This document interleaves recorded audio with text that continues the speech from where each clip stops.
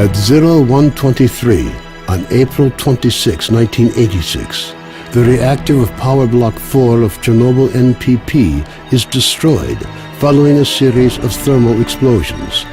The resulting radioactive cloud moves across the European part of the USSR, Eastern Europe, and Scandinavia, eventually reaching America. The consequences of the disaster are so serious that the government is forced to begin evacuating the residents of nearby towns and villages. A 30-kilometer exclusion zone is created to stop residents from returning to the contaminated area.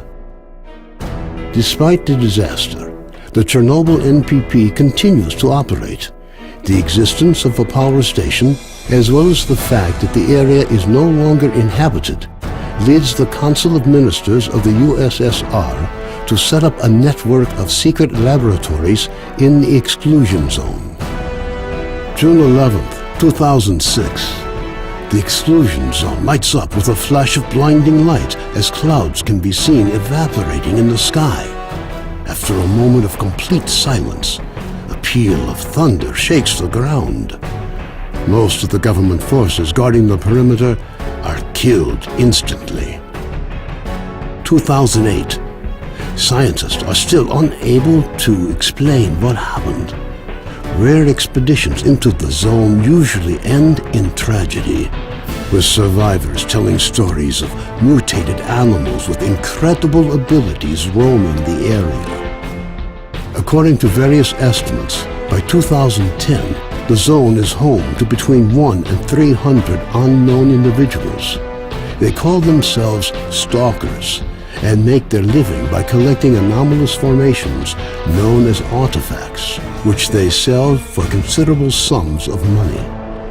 2011. Despite military cordons, the stalker phenomenon is growing in numbers. However, stalkers travel primarily around the zone's edges, with the center remaining terra incognita. The few attempts to penetrate deeper into the zone have all ended in failure. 2012. A stalker called Strelok solves the secret of the brain scorcher, a man-made emitter that had blocked the way to the center of the zone for years. After the brain scorcher is disabled, all stalkers rush for the center of the zone. Some in hopes of finding a treasure trove of artifacts, others in search of the wish granter. The government decides to launch a large-scale military operation.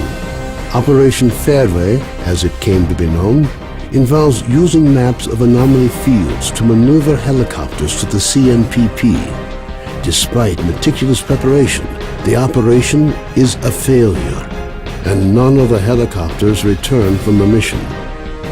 Major Dektarov, a USS special agent, is sent into the zone to investigate the disappearance of the helicopters. Disguised as a stalker, equipped with a regular assault rifle, 2 weeks' worth of supplies, and a radio to communicate with HQ, the Major begins his journey towards the center of the zone.